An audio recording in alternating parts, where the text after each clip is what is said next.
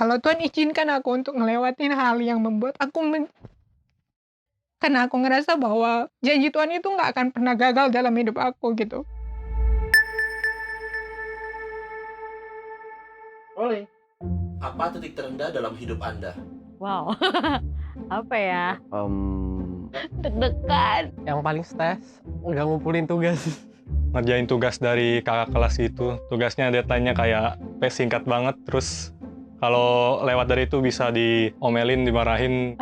Biasa soal kuliah sih, terlebih pas pandemi ya gitu, kan ada banyak banget perubahan gitu, mulai dari lingkungan dan cara aktivitas, itu sih yang bikin cukup merasa tertekan itu di saat-saat seperti itu. Apalagi kalau sudah mepet deadline, mulai depresi dari situ. IP di semester pertama tuh hancur banget 2,4, jauh dari ekspektasi orang tua yang maunya 3,0 ataupun lebih gitu ya. Pandemi ini kayak temen gue menjauh, kayak interaksi sosial gue itu dari bulan ke bulan, dari tahun ke tahun itu semakin menurun. Takut nggak naik kelas, takut untuk mengecewakan orang tua juga. Orang tua nggak ada dana dalam membiayai sekolah. Pada saat pandemi kemarin, aku nggak dapat pemasukan dan lain-lain. Painful banget sih. Ada saat pandemi berlangsung. Waktu itu rasa nggak berguna sebagai suami karena tidak punya penghasilan yang seperti sebelum pandemi, itu bikin saya hancur banget. Pengen berpisah, saya tidak bekerja. Saya bisa sukses nggak ya gitu aja sih. Sempat berapa bulan kayak bingung, kayak saya bakalan jadi apa nih, takut nggak sukses gitu aja. Gue bingung mau jadi manusia yang seperti apa. Merasa seorang diri. Ya, kehilangan orang-orang yang saya sayang lah gitu. Aku jujur pernah kecewa sama hamba Tuhan. Gue itu ngerasa pokoknya ketakutan, pokoknya ngapa-ngapain aja takut masa depan lah gitu. Mungkin pernah sampai mau bunuh diri, itu juga pernah gitu ya. Udah kalut lah, pokoknya udah nggak punya apa-apa. Ketika saya menghadapi masalah dalam rumah tangga, ketika saya harus jauh dari anak-anak. Saya merasa punya banyak masalah gitu kan. Kadang-kadang saya jadi bingung gitu. Untuk bayar parkiran motor aja saya nggak ada duit gitu. Ketika papanya anak-anak meninggal ya, tante saya seperti nggak ada kekuatan. Pas papa saya meninggal dan saya nggak ada di situ, saya merasa bersalah, merasa seperti anak durhaka. Ibu saya dipanggil Tuhan, saya nggak bisa mendampingi dia sakit, kemudian dia meninggal di dalam keadaan saya tidak ada bersama-sama dengan dia. Momen itu menurut saya sangat membuat saya sakit, terluka, nggak tahu mau ngapain gitu. There is so much thing to do in so little time. Waktu berjalan saya merasa bahwa saya makin jauh sama Tuhan. Di situlah saya merasa nggak berguna, nggak punya apa-apa. Kayak nggak ada pengharapan. Kayak berasa bahwa kok Tuhan nggak ada ya. Dari kecemasan udah pasti, khawatir pasti, ketakutan udah pasti. Saya merasa tidak berdaya untuk menyelamatkan, menolong diri saya sendiri. Kenapa sih gue selalu sendiri gitu? Tiba-tiba kayak pikiran gue atau dari mental gue itu merasa gak nyaman gitu. Kalau orang itu nggak ada harapan, ya itu yang memang buat orang jadi benar-benar nggak bisa mikir lagi. Pikirannya cuma satu, mati itu aja. Terus ketika penyesalan itu datang, itu udah terlambat banget. Habis berdoa itu kayaknya rasanya lega sekali. Saya ikut melayani. Entah itu dari mana, yang pasti saya percaya itu anugerah. Gue nggak bisa nih, gue harus bangkit nih gitu. Gue nggak bisa ketakutan. Berdamai dengan diri sendiri. Kita mesti berdamai sama diri kita sendiri dulu, baru bisa membuka hati bahwa ya itulah hidup. Cara penanganannya bukan kayak dinasehati atau apa, tetapi dari niat kita juga untuk mau gak untuk kita mau berubah gitu, mau gak kita untuk bebas dari depresi atau titik terendah kita gitu, sehingga pikiran kita, mental kita itu bisa bebas. Tidur, ngopi, dan cari kegiatan yang bermanfaat. Main game. Mesti ada pemikiran yang mau berubah. Jadi saya bisa mengelola emosi-emosi tersebut gitu ya, bahwa jawaban dari rasa lelah adalah bukan menyerah, tapi istirahat. Ketemu sama temen, ringan lah gitu bebannya. Teman itu memang perlu gitu ya. Maybe juga bisa curhat biar kayak kita tell them that we care about them juga. Kerja tugas tuh secepatnya, jangan dekat deadline baru kerja.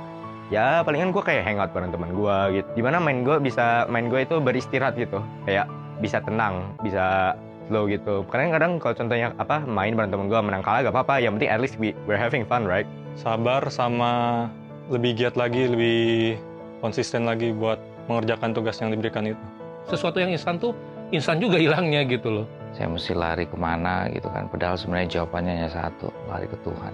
Tanpa saya sadari air mata menetes di pipi. Sampai saya mulai mengenal Tuhan di situ.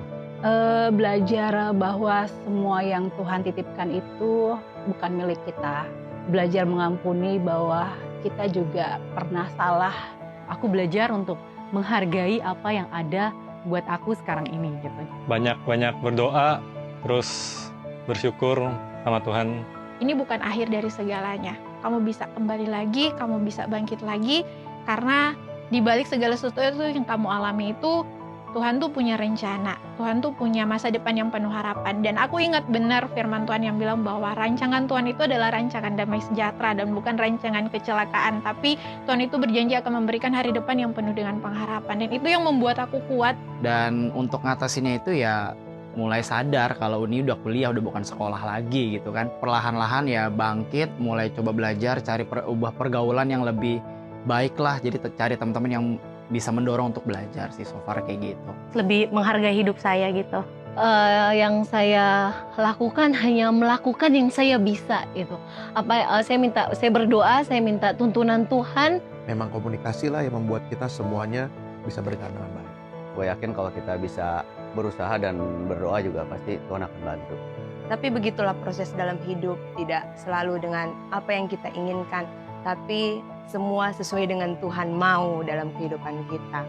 Pokoknya meletakkan semuanya di tangan Tuhan. Jangan pernah sekali-sekali tinggalin Tuhan. Jadi jangan terlalu berlarut-larut sama perasaan. Coba tenang dulu, baru kita bisa mikir ke depan gimana. Kalau udah tenang biasanya bisa mikir. Kalau belum tenang biasanya nggak bisa mikir. Berdoa sama Tuhan, Tuhan masih tahu yang terbaik buat kita apa gitu. Lebih banyak bergantung sama Tuhan sih. Deketin diri sama Tuhan, sering-sering berkomunikasi sama Tuhan juga, itu sih. Tiap rasa takut, rasa khawatir itu datang, gue selalu bilang sama gue, Tuhan gue lebih besar, Tuhan gue lebih besar dari ketakutan gue, Tuhan gue lebih besar dari kekhawatiran gue.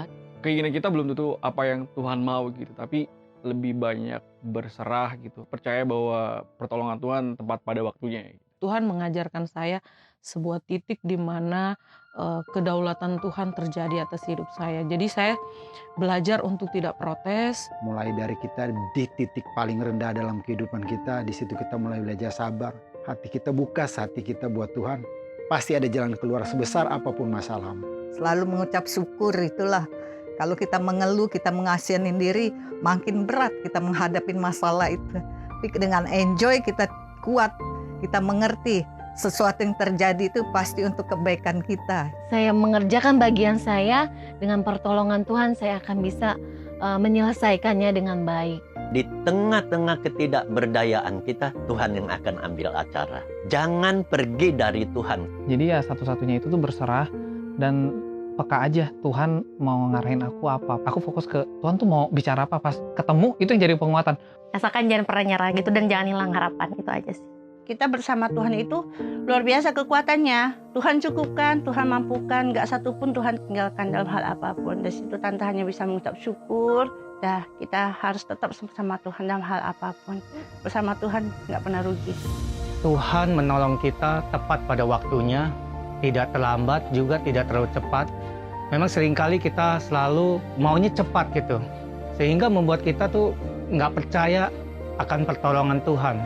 Ketika kita pasrah kepada Tuhan 100%, maka mujizat terjadi dan Tuhan sungguh-sungguh menolong kita. Kalau dalam hidup saya tidak melibatkan Tuhan, bubar jalan semuanya gitu. Saya belajar untuk tetap mengandalkan Tuhan. Apa yang kita inginkan tidak selalu dijawab sama Tuhan. Ya sambil menunggu jawabannya yang tepat dari Tuhan buat kita. Dan aku mau belajar untuk punya kasih seperti Tuhan gitu. Maksudnya mengasihi orang-orang yang benci kita, orang-orang yang mengecewakan kita. Aku belajar untuk semua serahin sama Tuhan gitu. Pelajaran yang berharga yang paling dikenang adalah bagaimana berjalan bersama Tuhan seperti yang belum pernah dialami sebelumnya ya. Rest dalam hadirat Tuhan.